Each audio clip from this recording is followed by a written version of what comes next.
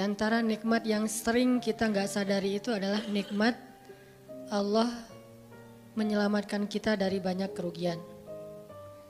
Kalau keuntungan kan kita tahu nih, karena wujud kan. Tapi kalau kerugian, kita seringnya nggak tahu karena tidak berwujud. Kalau berwujud, rugi. Kalau dihindarkan dari kerugian, pasti nggak akan ada wujudnya. Misalnya dihindarkan dari jatuh, berarti kan nggak ada lecetnya ya. Kalau lecet berarti jatuh. Kalau nggak lecet berarti nggak jadi jatuh. Nah ini berarti kan tidak berwujud. Karena nggak berwujud, seringnya kita nggak sadar kalau itu nikmat dari Allah.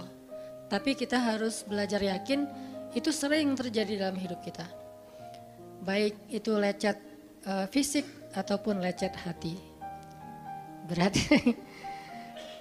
Karena kalau udah kerasa di hati kita kan berarti ada masalah nih.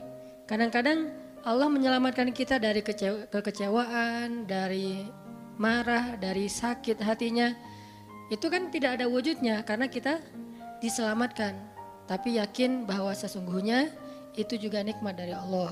Makanya harus tetap bersyukur walaupun kita kadang gak bisa menghitung nikmat Allah. Karena emang gak mungkin menghitung nikmat Allah. Wa in ta'uddu ni'matallah. Gak mungkin kita bisa menghitung nikmat Allah. Gampangnya misalnya coba aja, ada gak kita yang bisa ngitung jumlah tetes air hujan ketika turun hujan? Itu baru satu nikmat ya, hujan doang nih. Bisa gak ngitung berapa tetes air hujan yang jatuh ketika kita lagi musim hujan? Atau sekali hujan aja nih, setengah jam berapa tetes? Gak ada yang bisa ngitung. Itu aja gak sanggup, apalagi nikmat-nikmat yang lebih besar. Nah jadi tetap walaupun kita gak sadar nikmat Allah apa, tapi kita pakainya bukan cuma dengan logika. Hidup saya kayaknya gini-gini aja logikanya nih. Tapi kalau kita beriman sebetulnya gak gini-gini aja. Hidup kita tuh harusnya lebih parah dari ini nih. Hidup kita tuh harusnya banyak masalah. Cuman sebagian besar masalah udah Allah hindarkan. Udah Allah selamatkan kita dari masalah-masalah itu. Cuman dikasih sebagian kecil sebagai pengingat buat kita. Kadang-kadang kalau gak dikasih masalah sama sekali kita suka jauh dari Allah. Karena Allah kangen. Di antara hadis kangennya Allah kepada kita tuh, Allah kalau kangen kepada hambanya dikasih ujian. Hamba yang kayak gimana? Hamba yang kalau gak dikasih ujian gak deket sama Allah. Sehingga kalau Allah kangen sama kita, yang gak deket sama Allah nih, suka lupa sama Allah, Allah kasih kita ujian. Tapi ujian yang dikasih juga ujian yang insya Allah masih ketahan sama kita. Karena Allah gak mau ngasih kita ujian yang mencelakai kita.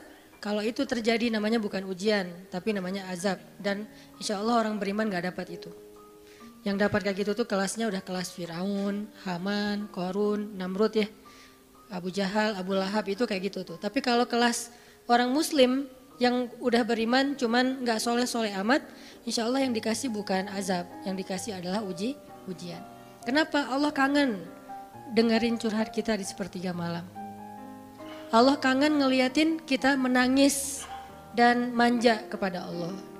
Allah kangen kita bangun tengah malam atau sepertiga malam berdoa kepada Allah.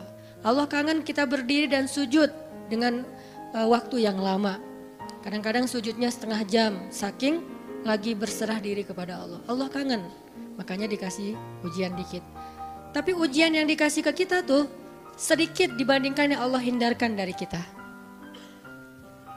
Tapi mana buktinya dihindarkan? Kalau ada buktinya namanya gak dihindarkan. Kalau sudah wujud namanya kena. Kalau gak kena pasti gak ada wujudnya. Terus gimana kita tahu? Kita mungkin gak tahu, tapi kita bisa meyakininya, iman. Makanya yang dipakai bukan hanya logika, tapi juga iman.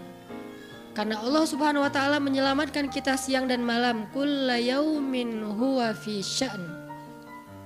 Itu ayatnya. Kulla yaumin huwa fi sya'n. Setiap hari Allah sibuk menyelamatkan kita. Salah satu tafsir dari kalimat fi sya'nin adalah Allah sibuk menyelamatkan kita.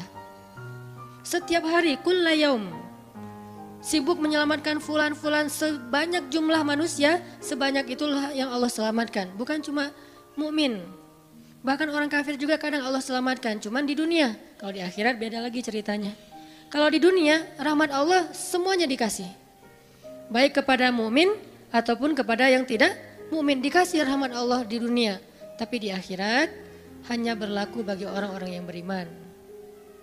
Kenapa orang yang tidak beriman kok dikasih rahmat Allah di dunia? Karena di sisi Allah dunia itu kecil, gak terlalu berharga, makanya dikasih semuanya. Akhirat itu berharga, makanya dikasih buat yang Allah sayangi, yang Allah pilih doang, yaitu orang yang beriman. Jadi jangan sampai kita berpikir Allah tuh kayaknya gak fair, kok orang gak beriman dikasih rahmat di dunia? Karena dunia itu gak terlalu berharga di sisi Allah.